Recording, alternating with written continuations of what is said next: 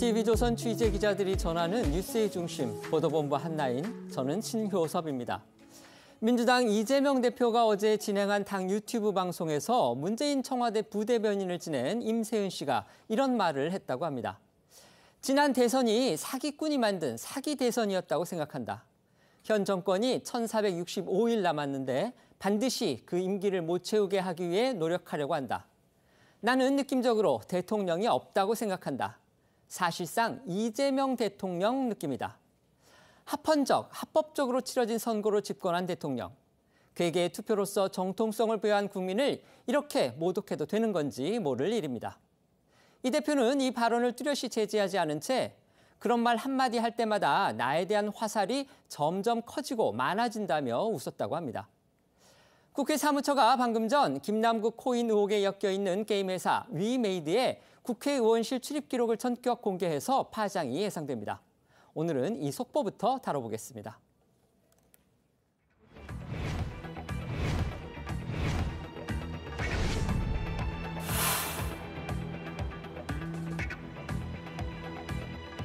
국민의 알 권리와 개인정보 보호라는 두 개의 기본권이 충돌할 때 이를 극복하는 길은 국회 운영의 의결에 따라 출입 기록을 공개하는 방법뿐입니다.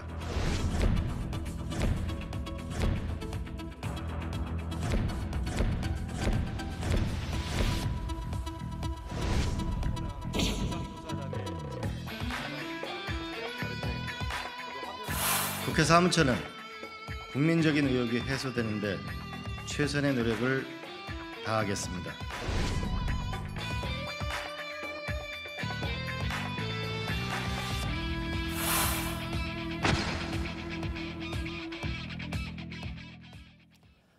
무소속 김남국 의원의 코인 사건과 관련한 국회 입법 로비 의혹. 결국 국회 스스로 관련 정보를 공개해서 국민 의심을 풀어줘야 한다는 지적이 많았는데요.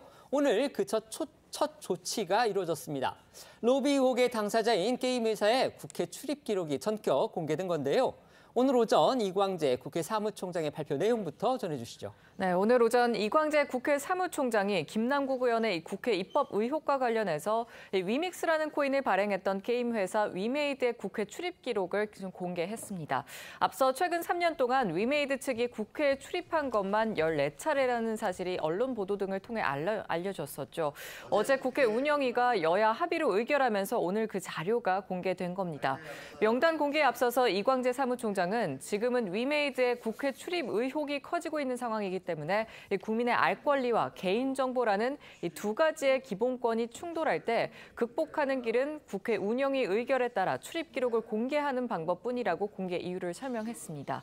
발표된 위메이드 측 국회 출입 기록에는 2020년 9월부터 지난 4월까지 국민의힘 윤창현, 정희용, 허은하 의원실이고요. 또 민주당 양정숙, 김한규, 김종민, 오기형, 김성주 의원실을 방문한 것으로 확인이 됐습니다. 관련 보도에서 이제 여야 모두 이제 의원들이 있다 이렇게 기사가 났었는데 실제 이제 그 부분이 확인이 된 겁니다. 현역 의원 8명의 의원실을 14차례에 걸쳐서 방문을 했다는 건데요. 이번 파문의 핵인 김남국 의원실은 근데 없었습니다. 이 위메이드는요, 김 의원이 수십억 원어치를 보유해 논란이 된 가상자산 위믹스의 발행사로 김 의원의 코인 의혹을 계기로 위메이드 측의 국회 입법 로비 의혹도 불거졌는데요. 오늘 국회 사무처가 발표한 위메이드 측 국회 방문 기록엔 김남국 의원실 출입 기록은 없었고요. 국민의힘 허은하, 윤창현 의원실이 각각 3회, 무소속 양정숙 의원실 2회, 국민의힘 정의용 의원실과 민주당 오기형, 김성주, 김종민, 김한규 의원실이 각각 1회, 그리고 정모위원회 1회로 나타났습니다. 다만 위메이드 측이 해당 의원들을 직접 만났는지는 미지수인데요. 이광재 사무총장의 설명 직접 들어보시죠.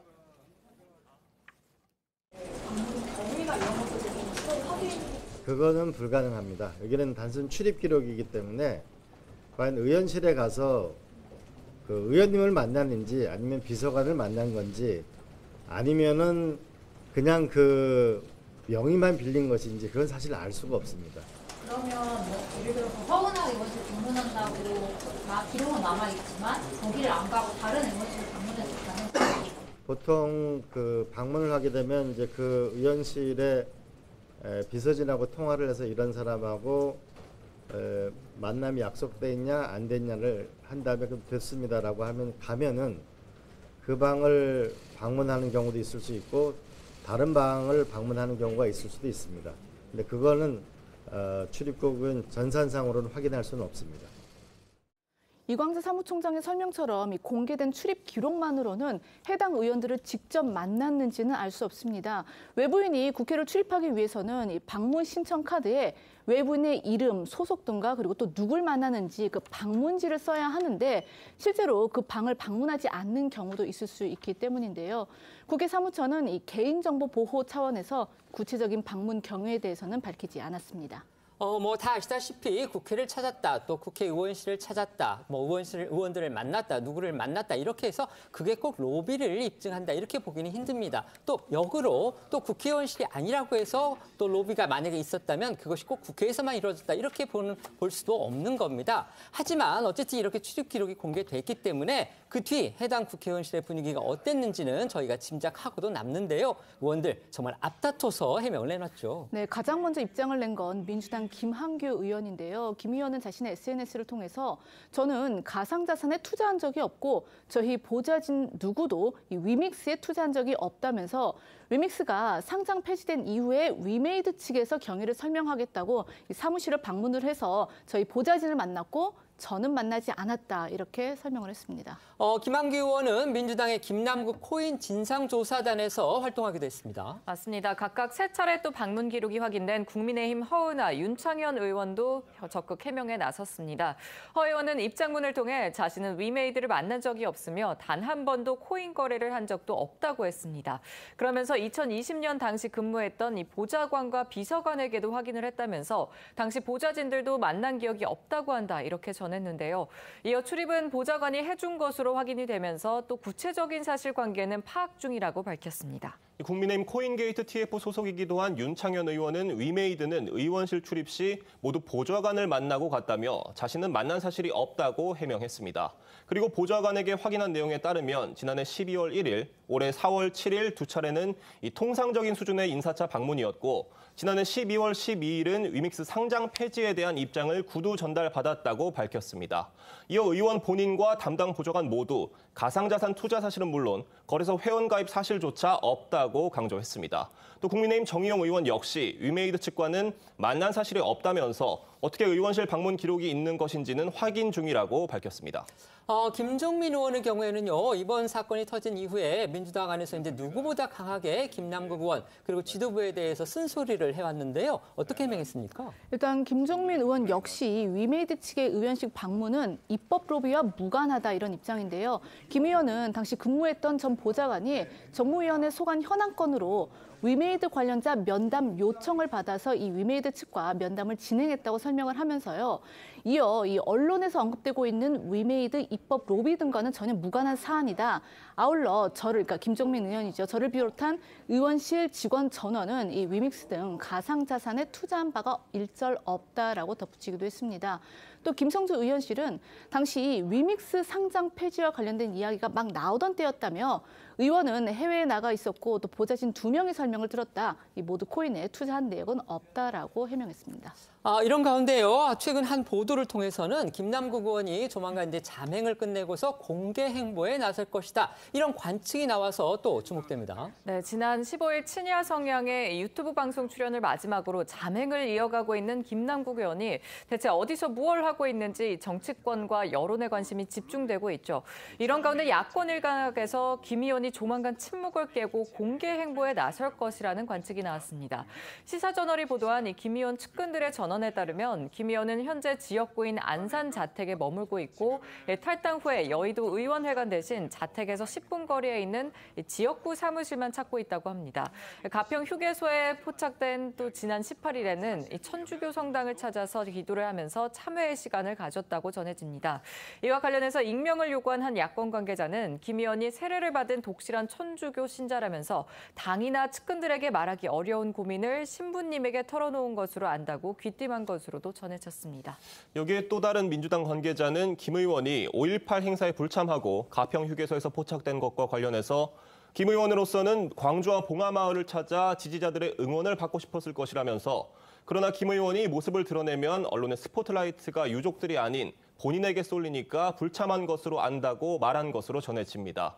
또한 시사저널은 김 의원이 사퇴를 고민하고 있다는 일각의 추측에 대해서도 김 의원이 불법 대선 자금 등 추가적인 의혹 제기에도 억울함을 표하면서 반박 자료를 준비하고 있다는 전언이 있다고도 보도했는데요.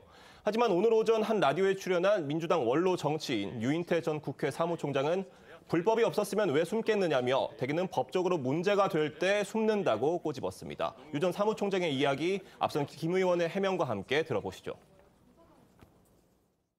처음에 당 진상조사를 요청한 게 바로 저였습니다. 피하기 위한 것은 절대 아니라고 말씀드리고 싶습니다.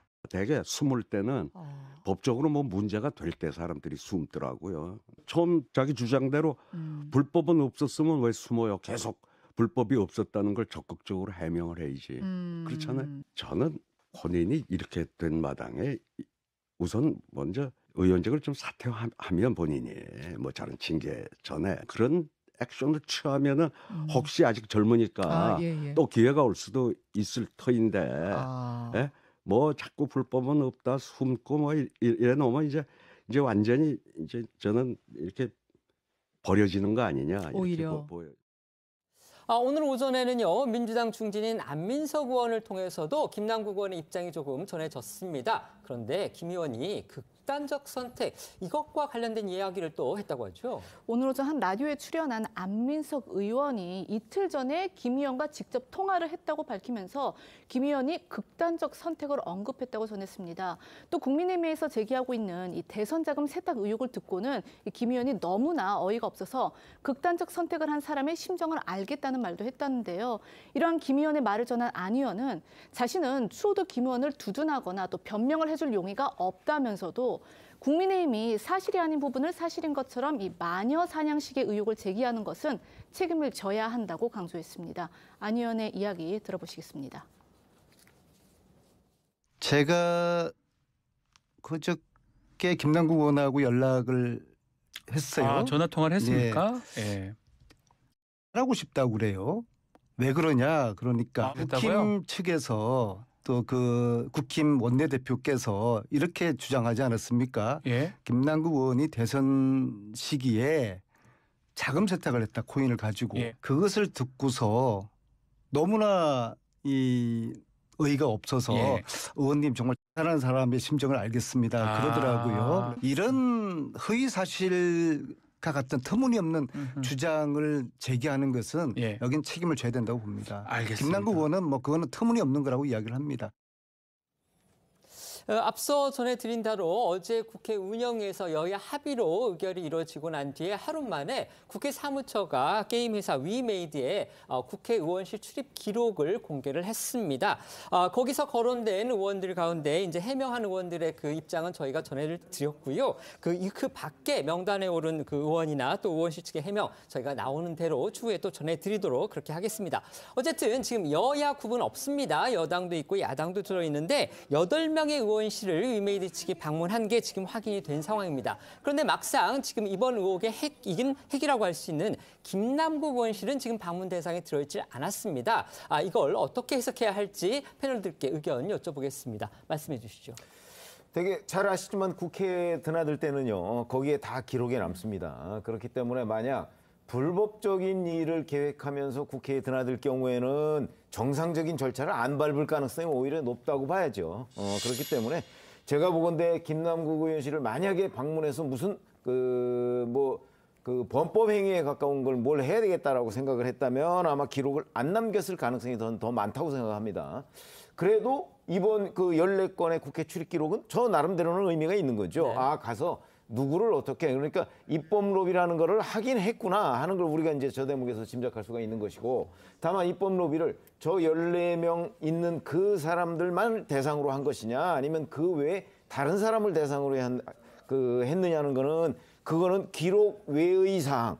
예를 들어서 바깥에서도 만날 수 있고 그 안에 들어가서 국회 웬만한 분은 아실 텐데 출입할 때 누구 의원실 간다고 했지만요. 그 안에서 뭐 돌아다니는 거는 누가 체크하는 거 아니거든요. 맞습니다. 그렇기 때문에 충분히 다른 일도 벌일 수가 있기 때문에 그 나머지는 수사 영역이지 지금 뭐 저 안에 없다고 해서 아마 그 사람은 로비를 안 받았을 거예요. 우리가 이렇게 단정적으로 얘기할 수 없다. 이렇게 봅니다. 그러니까 수사의 영역으로 이제 넘어가야 된다고 봅니다. 네, 지금 최 의원님이 말씀하신 그 입법 로비라고 말씀을 하셨는데 그 입법 로비라는 게 이제 불법적인 의미의 그런 것뿐만이 아니고 국회에 와서 이제 자신들의 입장을 설명하는 것이 거고, 로비죠. 네, 모든 이제 입법과 관련해서 자신들의 입장을 국회 측에다가 전달했을 때 그걸 저희가 보통 이제 로비라고 표현을 하는데 그런 의미의 로비라고 저희가 이해를 하겠습니다. 네, 말씀해 주십시오. 일단 처음에 언론 보도를 통해서 그 게임 회사가 14차례 국회 방문 기록이 있다라는 것이 알려졌을 때 결국에는 좀 야권 그러니까 민주당과 어떤 그 업체나 그런 업계의 어떤 그 검은 의혹이 있었던 것이 아닌가라는 얘기들이 조금 있었거든요.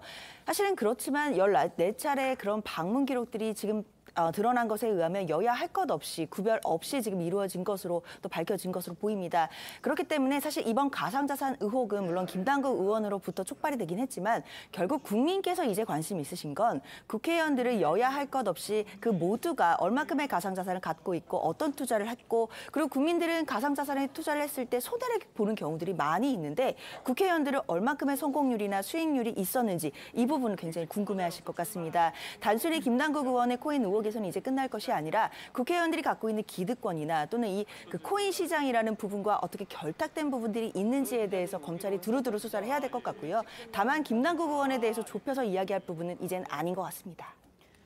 네, 이런 가운데 검찰은 김 의원이 자금 세탁에 활용한 것으로 의심받고 있는 클레이페이 대표 이모 씨를 출국 금지 조치한 것으로 알려졌습니다. 앞서 국민의힘 하태경 의원이 이 김 의원의 자금 세탁 의혹이 불거진 뒤에요. 이 씨의 행방이 묘연해졌다. 빨리 출국 금지하라. 이렇게 주장했었죠. 맞습니다. 언론 보도 등에 따르면 검찰은 이 씨의 소재를 파악한 뒤에 김 의원의 자금 세탁 의혹과 관련한 수사 자료를 살펴보고 있는 것으로 전해집니다. 앞서 김 의원은 지난해 2월 보유하고 있던 위믹스 코인 51만여 개, 당시 시세로 약 30억 원어치를 신종 코인인 클레이페이 59만 개로 교환한 것으로 알려졌고요.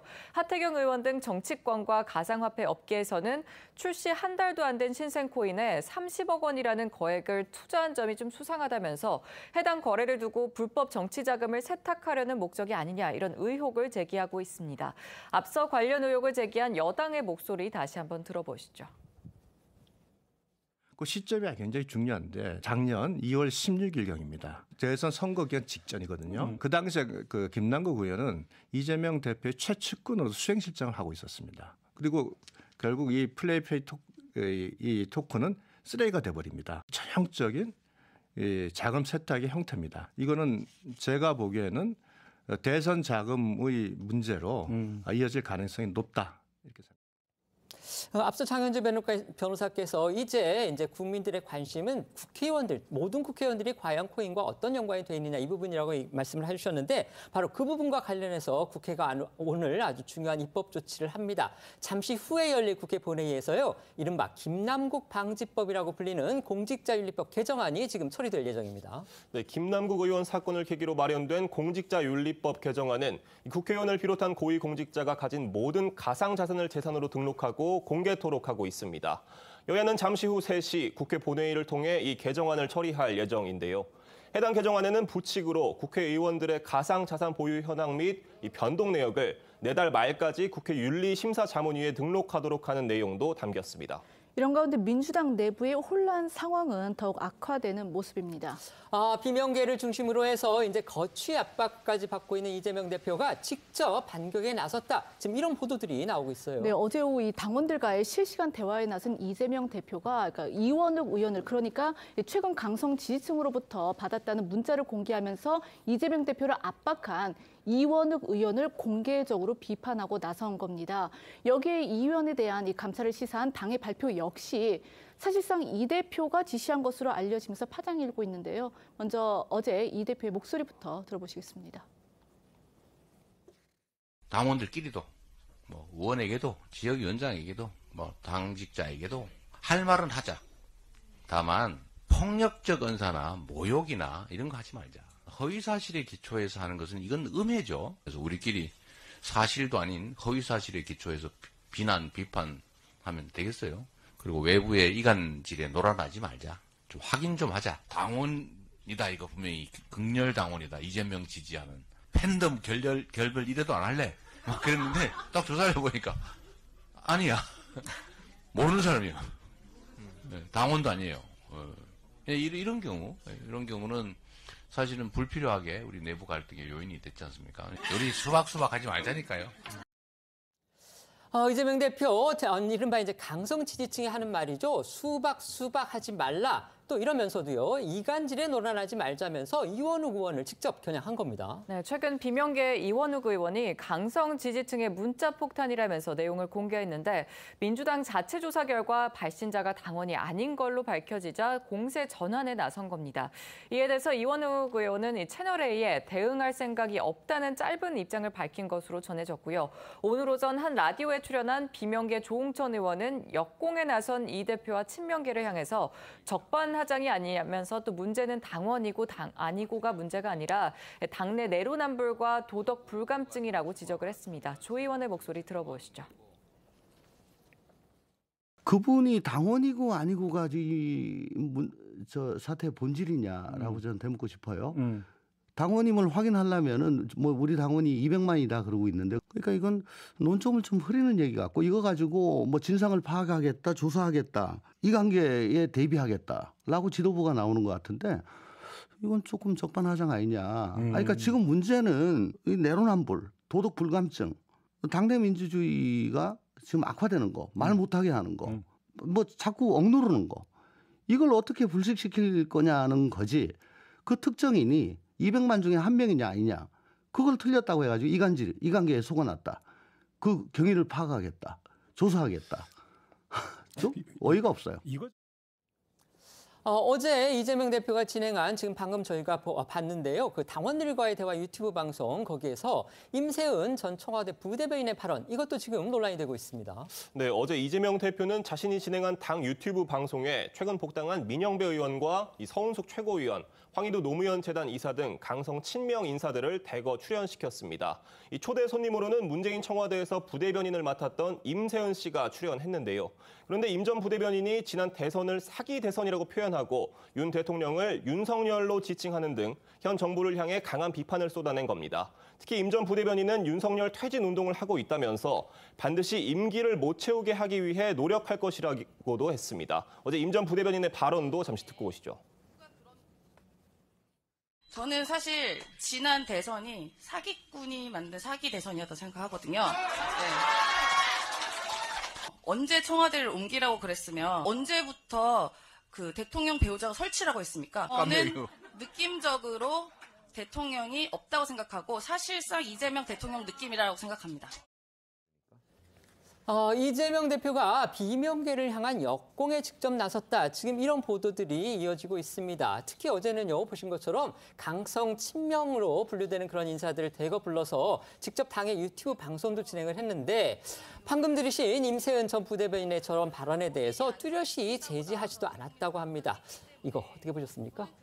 어제 유튜브 방송에 대한 기획 의도가 저는 있을 거라고 생각합니다.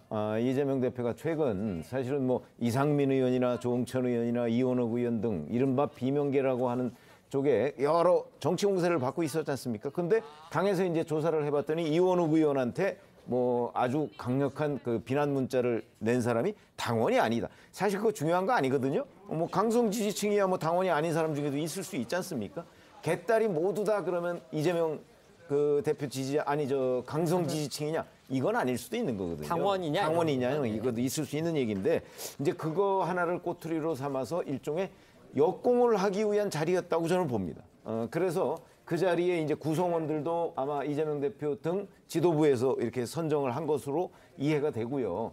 근데 그러다 보니까 이제 그 구성원이 된 패널로 나온 사람들이 굉장히 본인이 평상시에 가지고 있던 생각을 거의 여과 없이 표현하는 그런 장면들을 저희가 봤는데, 제가 보건대는 당내에서 벌어지고 있는 여러 가지 본인에 대한 공격을 이번에 그 한 번쯤 뭔가 본때를 보이겠다. 뭐 저는 이런 걸로 기획했기 때문에 어제 같은 조금 그 과도한 표현들이 나온 것 아닌가 이렇게 생각합니다. 네, 말씀해 주십시오. 어제 유튜브 방송은 이제 당원들과 대화였기 때문에 아무래도 대상 자체가 이제 당원들이었고 그러다 보니까 좀 강경한 발언들, 좀 지나친 발언들이 좀 나온 것 같습니다. 이제 분위기상 좀 그런 부분들도 있었던 것 같은데 그렇다 하더라도 우리가 정치적으로 항상 뭐 언변을 조심해야 되는 부분들이 있기 때문에 항상 여야 할 것 없이 너무 말이 거센 말들이 나오는 거에 대해서는 항상 지적이 있기 마련입니다. 그렇기 때문에 좀 더 품위 있는 말을 해야 된다는 것은 분명한 사실인 것 같고요.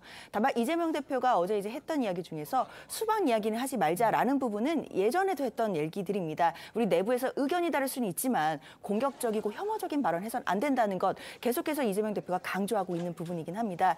그러나 이제 문제는 이제 소수의 이제 의원들이 뭐 강성 지지자들로부터 받는 문자라고 하면서 이제 공개하시는 부분을 당 내부에서 좀 건전하게 건강하게 해결할 수 있는 방법들이 있음에도 본인의 SNS나 또는 언론을 통해서 이야기를 하다 보니까 이런 부분들이 좀 확대되는 면도 있거든요. 대표로서 아무래도 지도부로서는 좀 이런 부분에 대한 어려움들, 고충들을 좀 토로한 자리였다라는 생각도 듭니다. 네. 민주당이 안고 있는 사법 리스크들 가운데서요. 돈봉투 의혹 수사가 중대한 고비를 맞았습니다. 이 사건에 연루돼서 탈당했던 윤관석 그리고 이성만 의원에 대해서 검찰이 어제 구속영장을 청구한 겁니다. 현역 의원들에 대한 사법 처리가 가시화했다. 이렇게 볼 수 있겠습니다. 네, 지난 2021년 민주당 전당대회에서 돈봉투를 뿌린 의혹을 받고 있는 윤관석, 이성만 의원에 대해서 검찰은 어제 이 정당법 위반 혐의로 그러니까 이 당내 선거에서 금품 제공을 금지한 정당법 위반 혐의로 사전 구속영장을 청구를 했습니다. 이번 사건과 관련해서 현역 국회의원에 대해서 구속영장이 청구된 것은 이번이 처음인데요. 윤 의원은 당시 전당대회를 앞두고 이 송영길 전 대표의 당선을 위해서 강내구 전 한국수자원공사 감사 등으로부터 6천만 원을 받아서 300만 원짜리 돈봉투 20개로 나눠서 이 현역 의원들에게 전달한 의혹을 받고 있죠.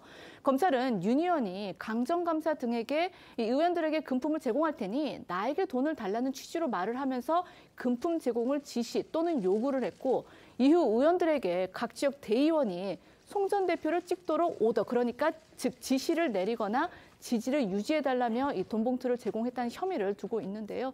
검찰은 압수수색을 통해서 확보한 자료에서 오더와 같은, 그러니까 지시와 같은 구체적인 표현을 확인한 것으로 알려졌습니다. 이성만 의원의 경우에는요, 이 불법 자금을 준 것은 물론이고 돈봉투를 받았다 이런 혐의까지 받고 있습니다. 네, 이성만 의원은 우선 송 전 대표 당선을 위해서 이정근 전 민주당 사무부총장과 강내구 전 감사 등에게 현금 1,100만 원을 제공한 혐의를 받고 있습니다. 또 이 의원은 윤관석 의원으로부터 또 대의원에게 오더를 내리는 명목으로 300만 원을 받은 혐의도 적용이 됐는데요.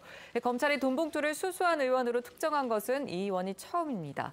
윤관석, 이성만 이 두 의원은 앞서 공개된 돈봉투 관련 녹취록에도 등장해서 논란이 됐었죠. 녹취록 속의 목소리 다시 한번 들어보겠습니다.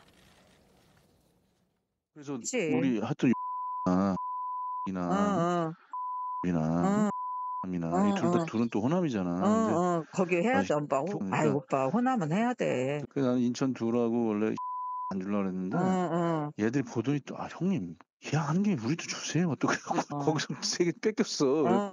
지난번에 얘기했던 거는 일단 저기 박도하고 다 얘기를 했어. 그냥 내가 받아서 내가 좀 줄 거야. 우리 또 팀에 와서 또 오빠 또 수금 전달하고 하느라고. 아니 뭐 그거 아는 사람이 그런 거나 서포트나 해야지. 검찰은 정당 내 선거 관련 금품 살포는 민주주의의 기본인 선거 제도를 훼손하고 이 민의를 왜곡해 헌법 질서의 근간을 무너뜨리는 중대 범죄라고 강조했습니다. 이 두 의원이 혐의를 일체 부인하고 있고 말 맞추기 등 증거 인멸 정황도 뚜렷하다며 영장 청구 이유를 밝혔습니다.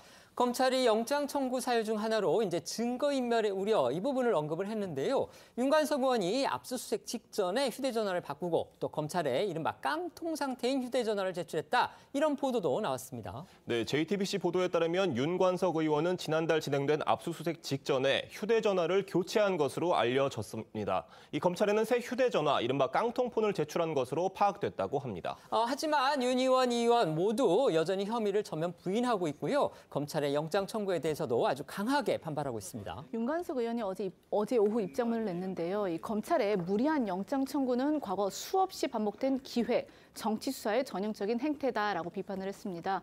또 앞으로 이 검찰이 야당 탄압용 정치 수사에 당당히 맞서서 법적 절차를 통해서 본인의 결백과 억울함을 반드시 밝혀내겠다라고 했습니다. 이성만 의원 역시 어제 입장문을 냈는데요. 이 검찰의 사전 구속 영장 청구는 결론과 답이 정해진 이 정치 행위에 불과하다라고 했습니다. 검찰이 정치자금법 위반이 아닌 이 정당법 위반만으로 구속영장을 청구를 했는데 그 부당성과 결백을 밝혀나가겠다. 이 부분도 덧붙였습니다.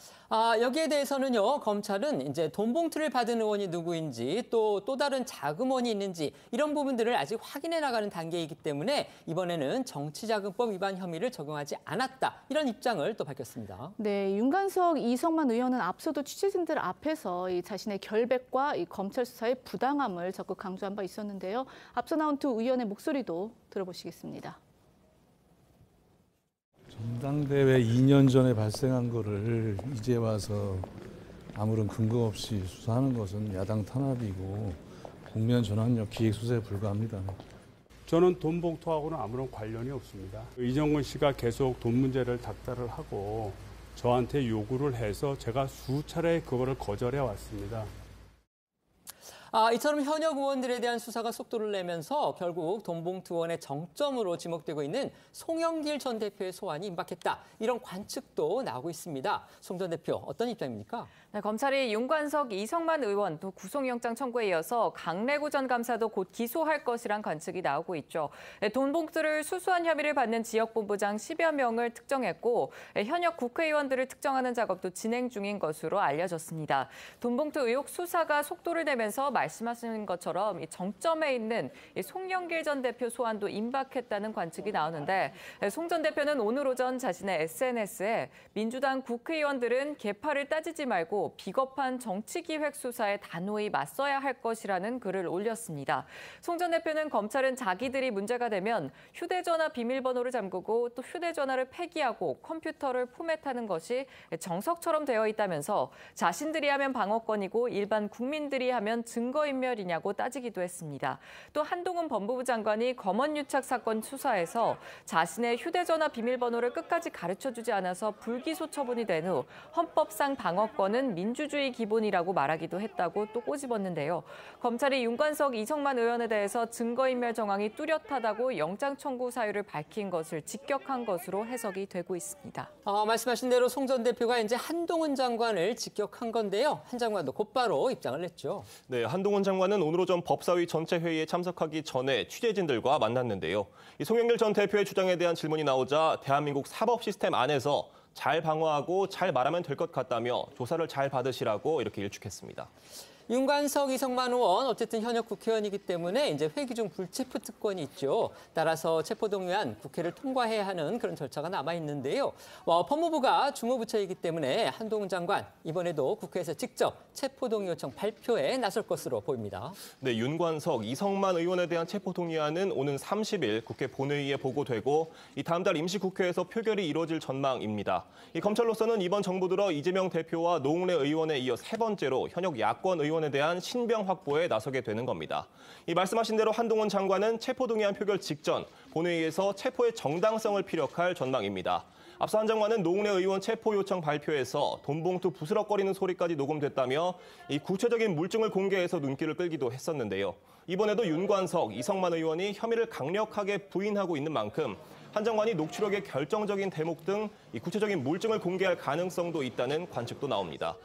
돈봉투 의혹 수사와 관련해서 앞서 나온 한동훈 장관 목소리와 오늘 나온 한 장관 얘기 이어 들어보시고 지난 2일 송영길 전 대표의 주장도 들어보겠습니다.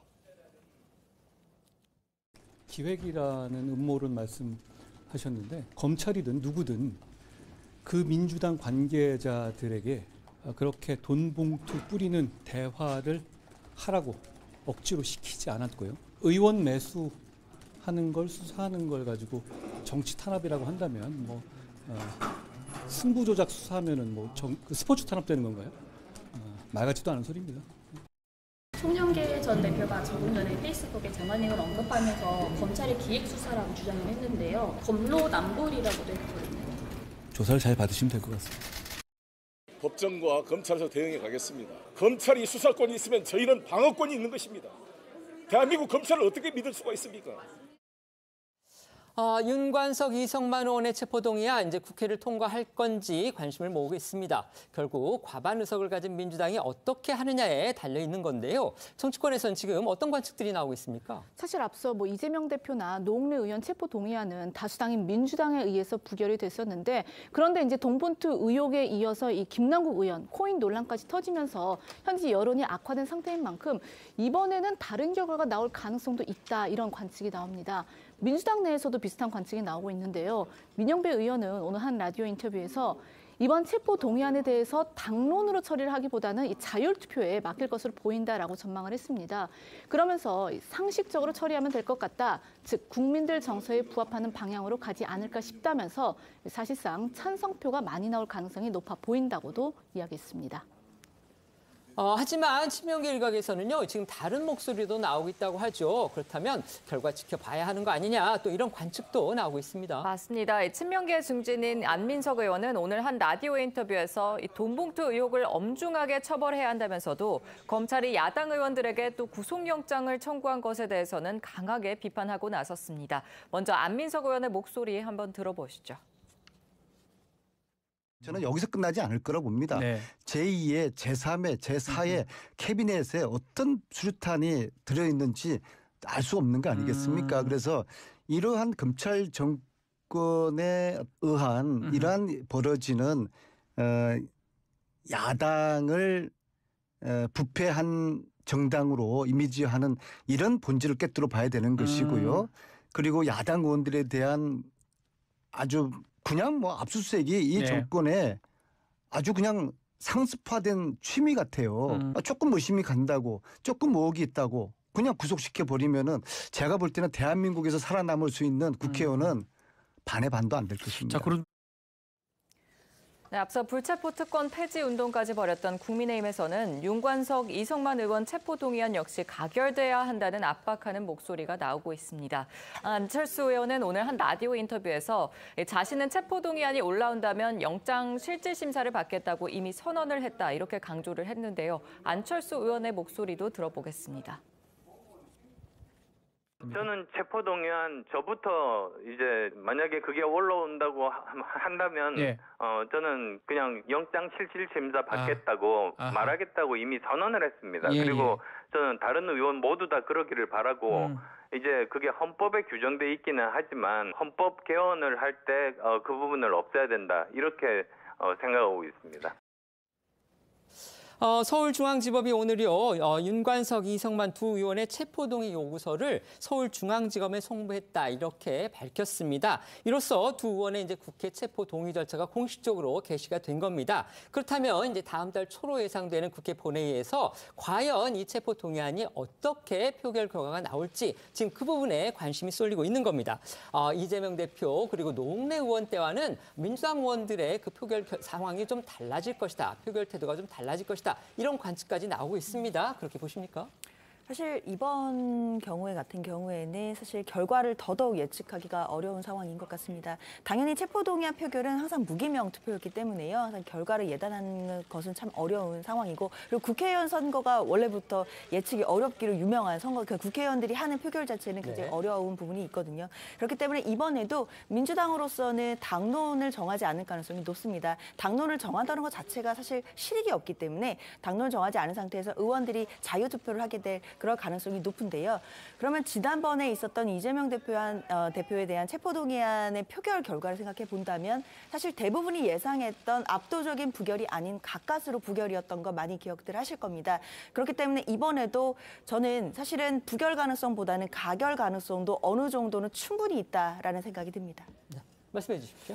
제가 보기에도 뭐 크게 다르지는 않는데요. 누가 예측할 수가 있겠습니까? 우리가 흔히 의원총회에서 원내대표 선출할 때 그게 이제 국회의원들이 선출하지 않습니까? 그렇습니다. 그러다 보니까 현장에서 그 국회의원들이 자기 이제 정견을 발표를 한단 말이죠. 그러면서 투표에 들어가는데 그게 정말 예측 불가라고 여러 차례 그 얘기하고 실제 기자들도 상당수 그거 예측했다가 틀린 사람들이 많거든요. 그러면 이것도 결국 마찬가지일 것이다. 더군다나 무기명 투표니까. 그러니까 이제 알 수 있는 방법은 없다. 다만 전체적인 흐름을 보면 사실은 이제 노웅래 의원의 그 뇌물 사건이나 아니면 이재명 대표의 뭐 대장동 배임, 성남FC 같은 경우도 사실 그 굉장히 증거가 많거든요. 그럼에도 불구하고 부결이 되지 않았습니까? 그런데 그거보다 그냥 제 개인적인 의견입니다만은 그거보다 이 돈봉투 사건은 다른 의원들의 어떤 일종의 공감대가 저는 더 넓다고 생각합니다. 그런 점에서 본다면 돈봉투 의혹에 연루됐다고 해서 그것도 본인들이 지금 부인하고 있고 돈봉투 의혹의 결정적인 증거라는 거는 이정근 전 부총장의 녹음 파일에 등장하는 것밖에 없는 거 아닙니까? 현재 알려지기로는 그렇습니다. 그렇죠. 네. 뭐 검찰이 뭘 가지고 있는지 그렇습니다. 모르지만 네. 여하튼 한동훈 법무부 장관이 설명을 하겠죠. 그러나 어찌됐든 간에 의원들 입장에서는 이 돈봉투를 돌렸다는 거 가지고 이게 법정 형량이 그렇게 또 높지도 않습니다. 그러니까 이걸 가지고 정말 구속을 해야 되느냐, 구속 수사를. 이런 부분에 대한 공감대가 저는 지난 2건보다 더 많다고 생각하거든요. 그렇다면 조심스럽게나마 저는 아마 또 부결되지 않을까 이렇게 예상을 합니다. 더군다나 지금 이제 돈을 받은 것으로 의심되는 지금 알려지지 않은 의원들이 있기 네. 때문에 지금 투표권을 행사해야 돼. 그게 최대 20명은 네, 되니까요. 네, 그분들이 또 어떤 생각과 어떤 또 투표 성향을 보일지 저희가 지켜봐야 할 것 같습니다. 이재명 대표의 사법 리스크와 관련해서요, 이 대표의 최측근이죠, 그 정진상 전 실장 그리고 김용 전 부원장과 관련해서 새로운 수사 상황들도 알려지고 있습니다. 쌍방울과 이화영 전 경기부지사가 연루돼 있는 이 대북 송금 의혹 사건, 지금 현재 검찰이 수사 중인데 김용 전 부원장한테 검찰이 소환장을 보냈다고 합니다. 네, 검찰은 쌍방울의 대북 송금 대납이 제3자 뇌물에 해당하는 것으로 보고 이화영 전 경기도 평화부지사를 추가로 입건해 조사 중이며 당시 경기도지사였던 이재명 대표 등 윗선이 이 같은 사실을 인지했는지도 수사하고 있는 것으로 알려졌는데요. 관련해 검찰은 당시 경기도청 대변인이었던 김용 전 민주연구원 부원장에게도 이 소환을 통보했다고 합니다. 하지만 검찰의 구두 출석 요구에 김용 전 부원장 측은 특별히 진술할 내용이 없다면서 불응한 것으로 전해졌고요. 이에 검찰은 김용 전 부원장에게 소환장을 보내면서 다시 한번 정식으로 소환을 통보한 상황입니다.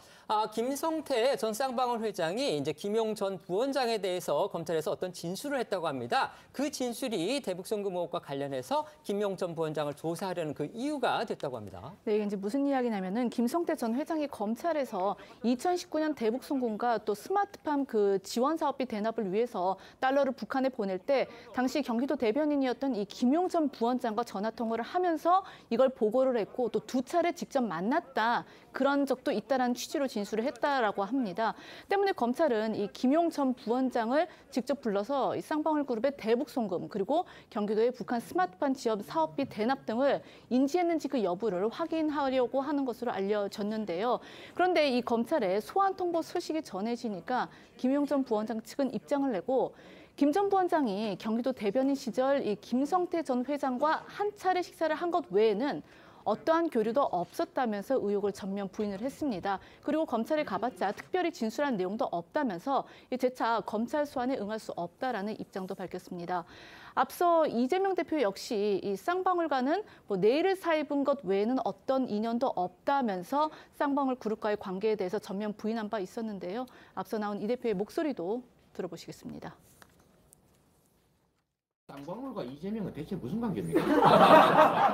나도 모르겠어. 뭘 알아야 내가. 내가 인연이라면 이거 내의 사입은 거 누가 누구에게 얼마를 왜 어떤 방법으로 줬다는 건지 아무것도 없어요. 나도 몰라. 도대체 저는 김성태라는 분 얼굴도 본 일이 없거든요. 이재명 대표가 성남시장이던 시절에요. 이 정자동의 호텔 개발 사업 특혜고 이 부분에 대해서도 지금 검찰이 수사를 하고 있는데 관련해서 이 대표의 또 다른 최측근이죠. 정진상 전 실장이 연루되어 있다는 그런 진술들이 나왔다고 합니다. 네, 정자동 호텔 특혜 의혹은 이 대표가 성남시장이던 시절 한 개발 사업 시행사가 경기 성남시 분당구 정자동 사유지에 관광 호텔을 지으면서 성남시로부터 용도 변경과 대부료 감면 등 각종 특혜를 받았다는 의혹입니다. 해당 개발 사업 시행사의 최대 주주가 정진상 전 실장의 측근인 것으로도 알려져 있는데요. 관련해서 검찰은 당시 호텔 개발 사업 관련 업무를 담당했던 성남시청 공무원들을 참고인 신분으로 불러서 자본금이나 인지도가 없던 개발 사업 시행사가 대규모 호텔 대부 사업 시행사로 선정된 경위를 좀 캐물은 것으로 전해졌습니다. 조선일보 보도 등에 따르면 이 과정에서 관련 사업을 공개 입찰해야 한다는 의견을 비서실에 전달했지만 했지만 당시 성남시 정책비서관이었던 정진상 전 실장이 받아주지 않았다는 진술이 나왔다고 합니다. 또 관련 공무원들은 대부 계약에 문제가 있다고 인지를 했지만 이미 시장실에서 수의 계약 방침을 정해놨었고 정진상 전 실장 등 비서실에서 결제를 압박해서 어쩔 수 없었다는 취지의 진술도 했다고 합니다. 문제의 개발 사업 시행사에서 일했던 직원들도요, 정진상 전 실장의 역할이 상당했었다, 이런 증언을 했다는 보도도 나왔습니다. 네, 중앙일보 보도에 따르면요, 해당 개발 사업 시행사에서 일했던 전직 직원들이 이 호텔 추진 과정에서 이게 가능한가 싶을 정도로 혜택이 많았는데 이 회사 수뇌부가 이 정진상 전 실장이 해줬다고 했다, 이렇게 증언했다고 합니다. 또 당시 회사 내에서 아무도 정진상이란 이름을 대놓고 거론하진 않았지만 이 정 전 실장 덕분에 인허가를 받고 사업을 할 수 있었다는 점은 다 알고 있었다는 증언도 나왔고요.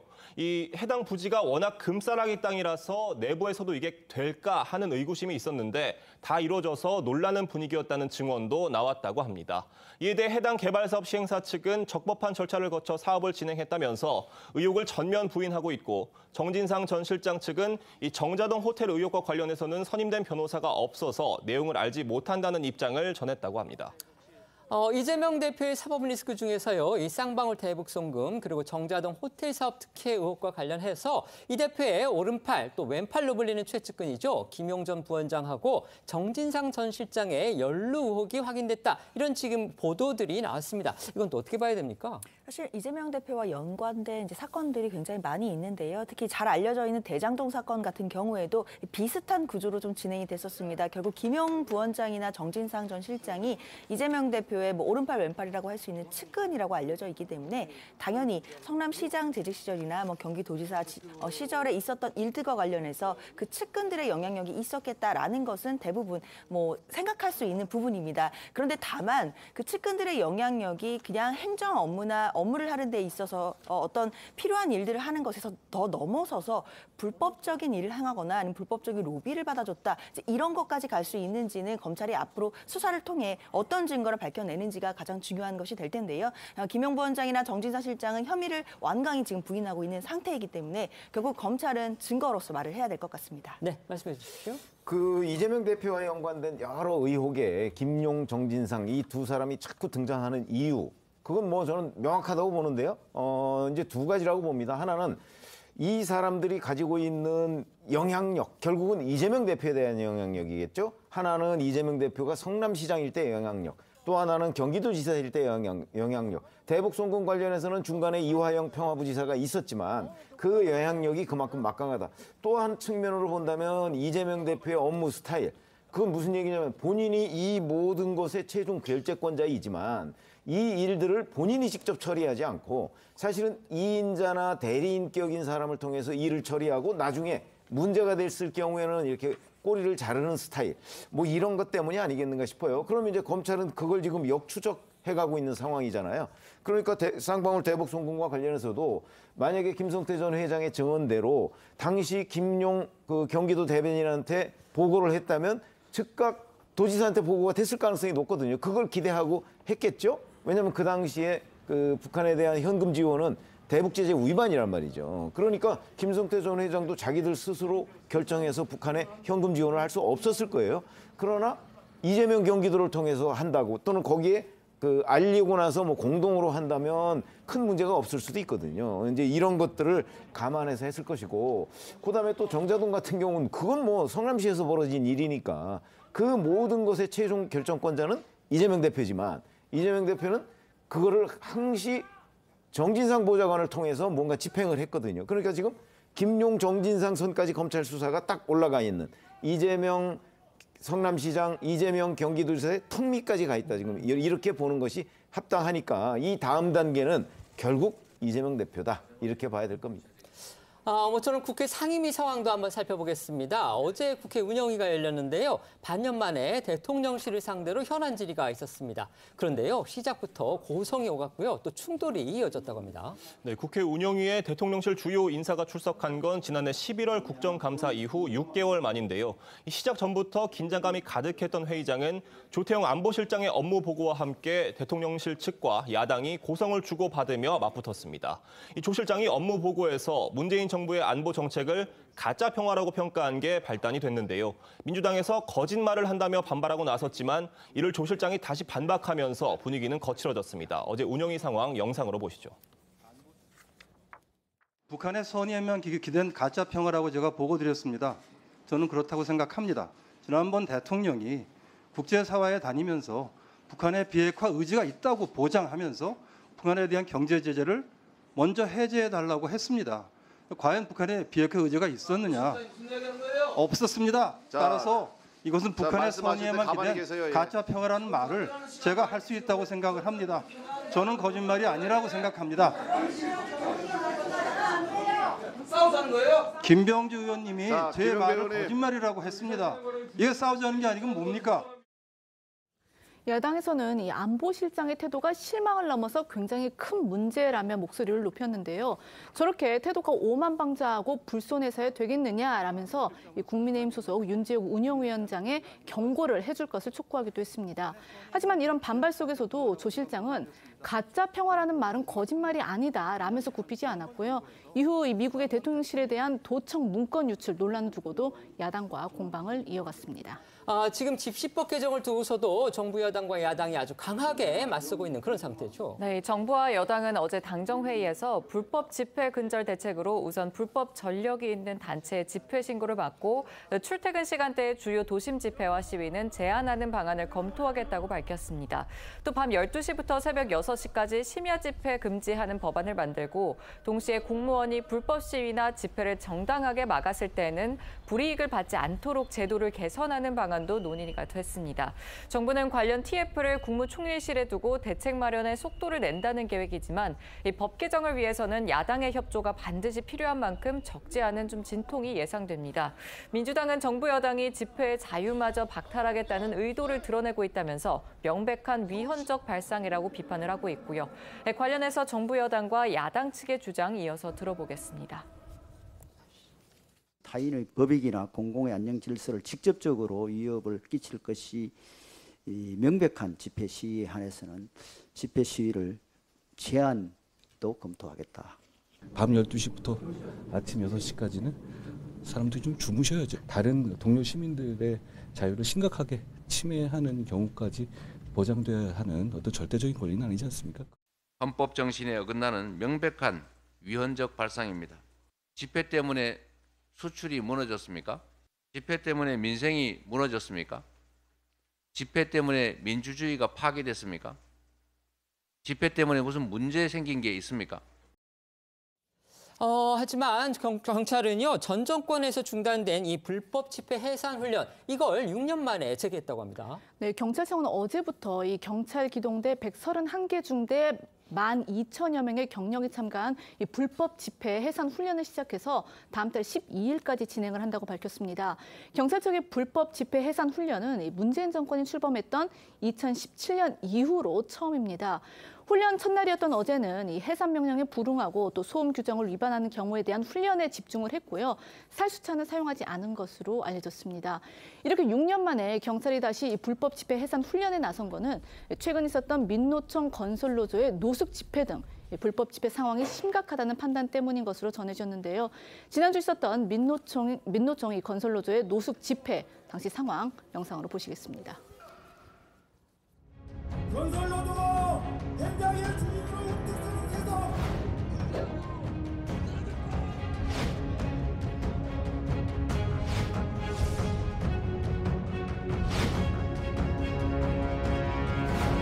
지금 1시간 동안 이제 손님 밖에서 손님 못 되고 있어요.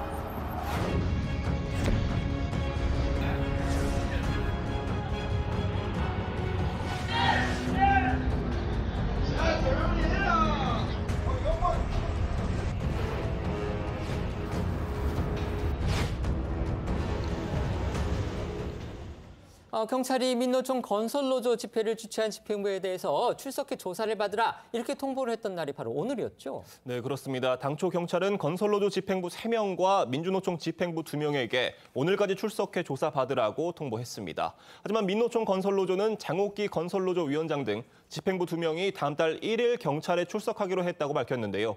민노총은 경찰 수사를 받던 중 분신해 숨진 고 양회동 씨에 대한 노동조합장이 진행 중이고 당시 집회에 불법적 사유가 없었기 때문에 일정 조정을 요청했다고 설명했습니다. 용산 대통령실 소식도 알아보겠습니다. 최근에 이제 숨가쁜 정상회교 일정을 이어왔던 윤 대통령, 어제는요 대통령실에서 아주 특별한 정상급 손님들을 맞았다. 이게 또 화제입니다. 네, 바로 50여 명의 초중고등학교 학생들이었는데요. 당초 윤 대통령은 어제 저녁 대통령실에서 초중고생 50여 명과 함께 누리호 발사 장면을 지켜볼 예정이었습니다. 그런데 이제 기술적 문제로 누리호 발사가 연기가 되자 초청한 학생들을 데리고 대통령실 견학에 나선 건데요. 윤 대통령은 어렵게 대통령실에 발걸음을 했으니 오늘은 이 외국 대통령이나 총리가 오면 어디서 정상회담을 하는지 보여주겠다면서 2층 집무실과 접견실 그리고 확대 회의장 등을 직접 소개했습니다. 영상으로 보시겠습니다.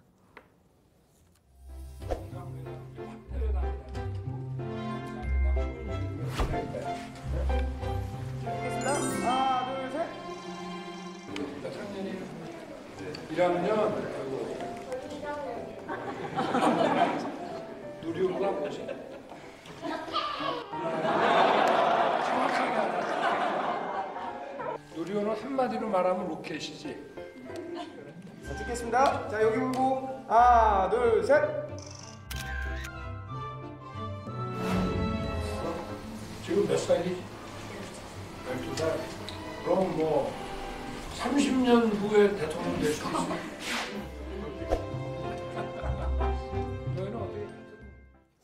누리호 발사가 연기가 되면서 아쉬움이 컸을 학생들한테는 이제 또 다른 선물이 됐을 것 같은 그런 느낌이 듭니다. 맞습니다. 실제로 보신 것처럼 대통령실을 둘러보는 동안 아이들의 표정이 굉장히 밝아 보였습니다. 확대 회의장에서는 윤 대통령이 즉석 모의 정상회담을 하고 싶은 학생이 있냐 이렇게 묻자 북한의 미사일 공격에 어떻게 대처할 것이냐 이런 한 학생의 질문이 나와서 어른들을 깜짝 놀라게 만들기도 했습니다. 호기심에 가득한 아이들의 모습에 윤 대통령도 격려의 말을 아끼지 않았는데요. 옆에 앉은 여학생이 12살이라고 하자 30대 후반이나 40대 초반에 대통령이나 총리를 하는 사람도 많다면서 이 여학생에게 30년 후에 대통령이 될 수 있다면서 여학생의 미래를 응원하기도 했습니다. 앞서 보신 것처럼 어제 국회 운영위에서 국가안보실장이요 문재인 정부 당시에 그 대북 정책 그다음에 안보 정책에 대해서 이게 가짜 평화다 지금 이렇게 얘기를 한 걸 두고 어제 야당하고 아주 격하게 부딪혔습니다. 어떻게 보셨습니까? 글쎄 뭐 가짜 평화다 아니다 하는 거는 아마도 그 이제 평가의 문제일 가능성이 있고요. 실제 이제 결론적으로만 본다면 사실은 평화가 유지는 됐는데. 그런데 그 중간에 문재인 대통령이 이제 세계 각국 정상들한테 북한이 핵을 포기할 것이다 이렇게 얘기를 하고 다녔거든요. 그러니까 북한 입장에서는 문재인 대통령이 자기들 입장을 전 세계에 홍보를 해준다 이런 차원에서 아마 흐뭇해했을지 혹시 모르겠으나 그로 인해서 평화가 유지됐다고 해서 그게 진짜 평화냐 이렇게 평가하기는 좀 어렵다고 보고 그런 점에서는 뭐 조태용 안보실장이 좀 이렇게 부드럽게 국회에 가서 뭐 발언을 유도하지는 않았지만 적어도 그거는 조태용 안보실장의 평가 자체에는 저는 동의하는 편입니다. 네, 말씀해 주십시오. 최 의원님 말씀처럼 가짜 평화냐 아니냐 이 부분은 결국 국민이 평가하실 영역이라고 생각이 듭니다. 다만 이제 조태용 안보실장이 국회에 와서까지 또다시 전 정부를 탓하는 것 같은 그런 이야기들을 하는 것은 사실 이 정부가 취임한 지 1년이 지났는데 아직까지도 전 정부를 탓을 하고 있는 거냐라는 국민적인 어떤 질타를 받을 수도 있는 지점이라고 생각을 합니다. 이제는 전 정부 탓보다는 이번 정부가 무엇을 하고 있고 어떻게 잘할 것인지 그런 비전을 더 많이 보여줬으면 좋겠습니다. 네. 지금부터는 오늘 하루 놓치면 안 될 핫한 뉴스를 모아 전해드리는 어쩌다 이런 일이 코너로 이어가겠습니다.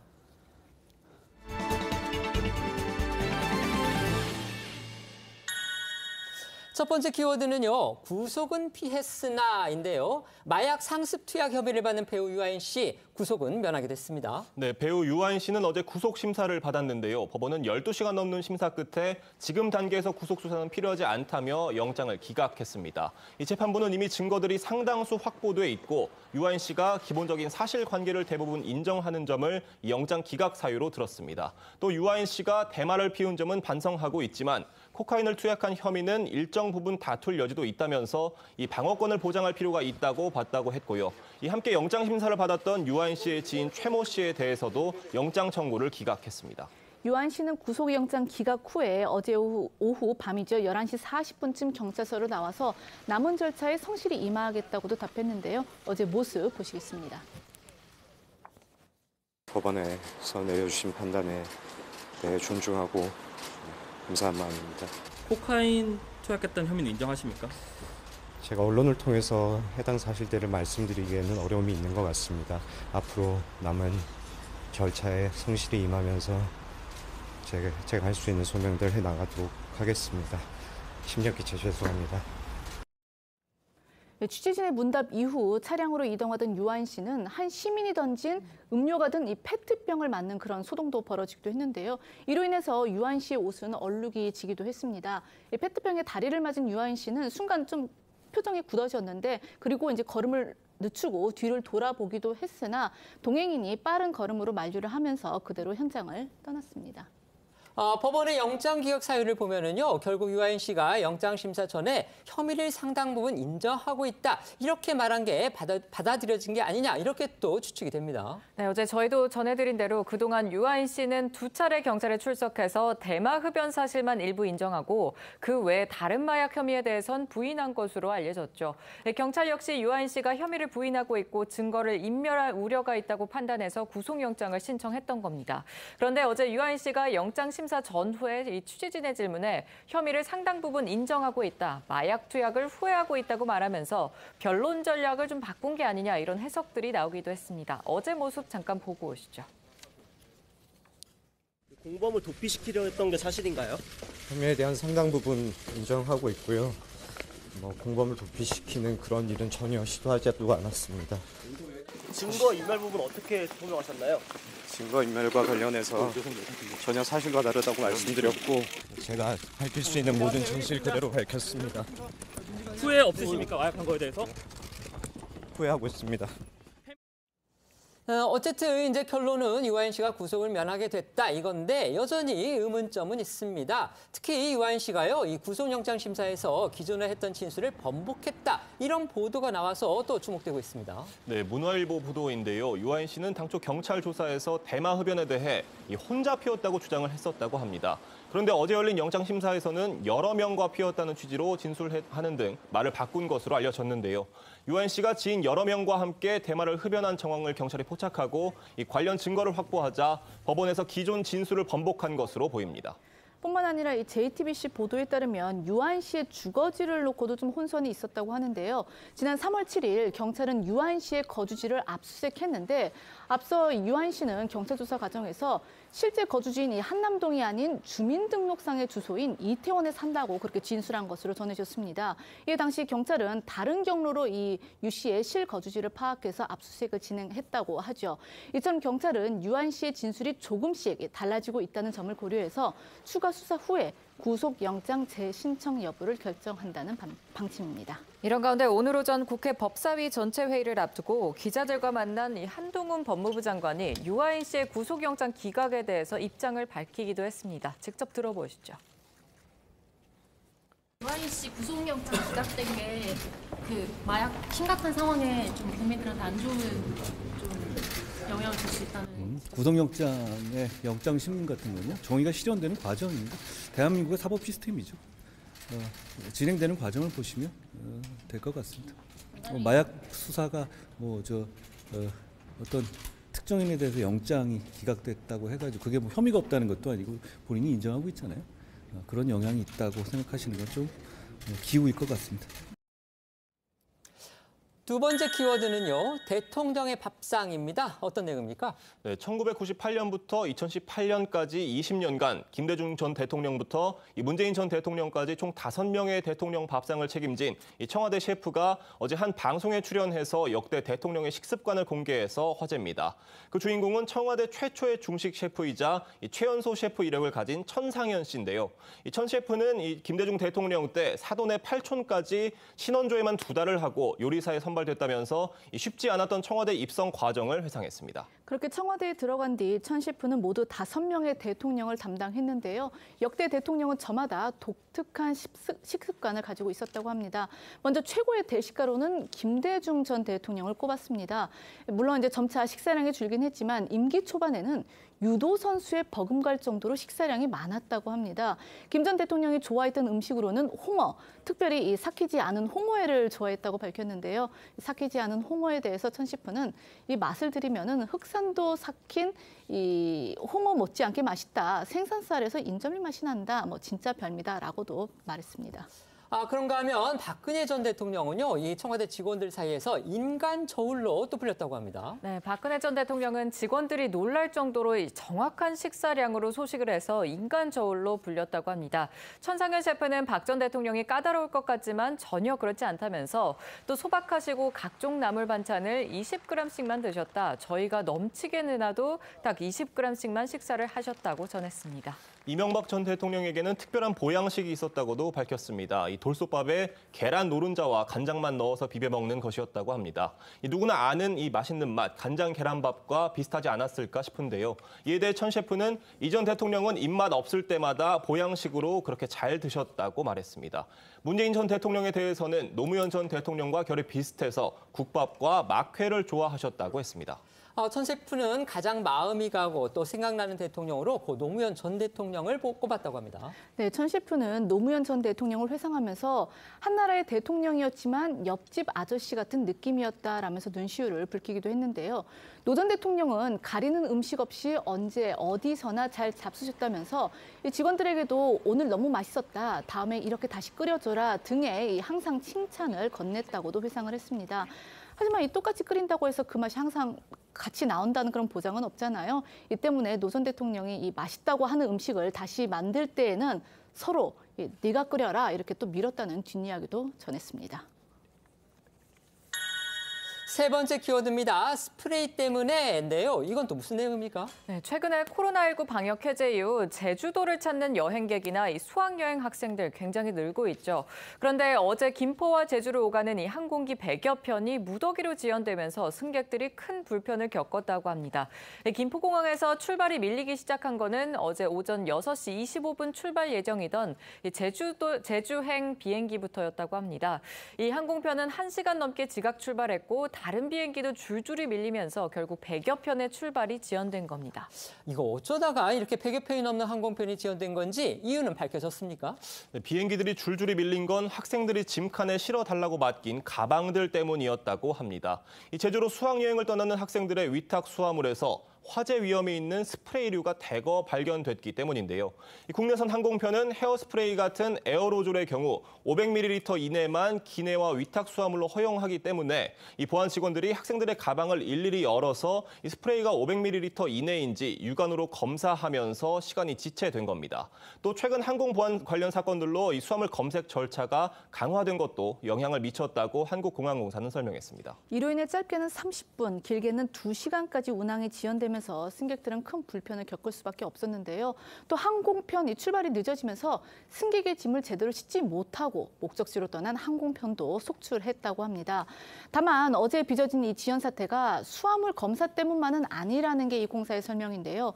오전에 검색 지체가 어느 정도 해결이 된 뒤에도 이 연결편 등이 계속 이제 밀리면서 전체 지연 편수가 많아졌다는 겁니다. 또 이 검색 시스템에 문제가 발생하지도 않았고 이 위탁 수화물 개봉 검사가 테러나 폭발물 위협과 같은 이 보안 관련 첩보 때문도 아니었다고 밝혔습니다. 그럼 오늘은 정상화가 됐습니까? 네, 보안 검색 지체는 하루 만에 해소돼서 오늘 국내선 항공편 대부분이 정상 운행이 되고 있다고 합니다. 한국공항공사는 지연 사태가 다시 발생하는 것을 막기 위해서 이 수화물 검색대 직원 40명을 추가 투입했고요. 보안 검색대를 기존 4대에서 6대로 확대 운영했다고 합니다. 또 항공사와 여행사 등에도 기내 반입이 불가한 물품 등을 안내하고 또 공항이 혼잡할 것으로 예상되는 만큼 탑승객들이 여유 있게 도착할 수 있도록 해달라는 이 협조 공문을 보냈다고 합니다. 어제 저희 방송에서 누리호의 발사 예고 소식 전해드렸었는데 그 이후에 기술적인 문제가 생겨서 발사가 무산이 됐습니다. 그 누리호가 오늘 다시 3차 발사를 시도합니다. 조금 전 과학기술정보통신부와 한국항공우주연구원이 이제 브리핑을 열고요. 발사 시각을 확정해서 발표를 했는데 문제가 다 해결이 돼 있는지 현장에 나가 있는 취재기자 연결해 보겠습니다. 장혁수 기자, 오늘 발사 시간 예고를 했는데 오늘 발사는 예정대로 진행이 될까요? 네, 누리호는 오늘 오후 6시 24분에 3차 발사를 재시도합니다. 과기부는 오전 11시에 발사관리위원회를 연 뒤에 브리핑을 통해서 오늘 발사가 가능하다고 발표를 했습니다. 연구진들은 어제 오후 4시에 문제가 발생한 이후에 오늘 새벽 5시까지 밤새 오류를 수정하는 작업에 돌입을 했습니다. 항우연에 따르면 이 문제는 컴퓨터의 명령어에 있었는데요. 저온 헬륨 밸브를 제어하는 과정에서 헬륨 탱크와 이 지상 장비를 제어하는 장치 사이에 명령어가 전달이 안 되는 오류가 포착이 된 겁니다. 연구진은 이 프로그램을 수정한 뒤에 6번의 반복 시험을 거쳐서 문제가 해결된 걸로 결론을 내렸습니다. 그렇다면 오늘 남은 절차는 이제 어떻게 되나요?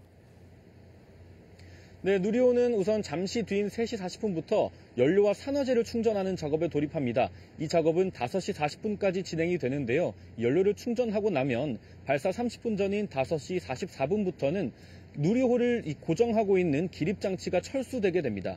발사 10분 전부터는 자동 운용 시스템이 작동이 됩니다. 이때부터는 사람이 개입하지 않고 컴퓨터가 자동으로 발사를 진행하게 되는 겁니다. 현재 나로우주센터가 있는 고흥의 날씨는 상당히 맑습니다. 바람은 초속 5m 이하로 관측이 되고 낙뢰와 우주물체 충돌 가능성도 없는 만큼 또 다른 문제가 발생하지 않는다면 상당히 안정적인 조건에서 누리호를 발사할 수 있을 걸로 보입니다. 나로우주센터에서 전해드렸습니다. 오늘은 꼭 예정대로 발사해서 성공하기를 기원해 보겠습니다. 저희는 1분 뒤에 다시 돌아오겠습니다. 오늘 준비한 소식은 여기까지입니다. 저희는 내일 오후 1시에 더 핫한 소식으로 찾아뵙겠습니다. 시청해 주셔서 고맙습니다.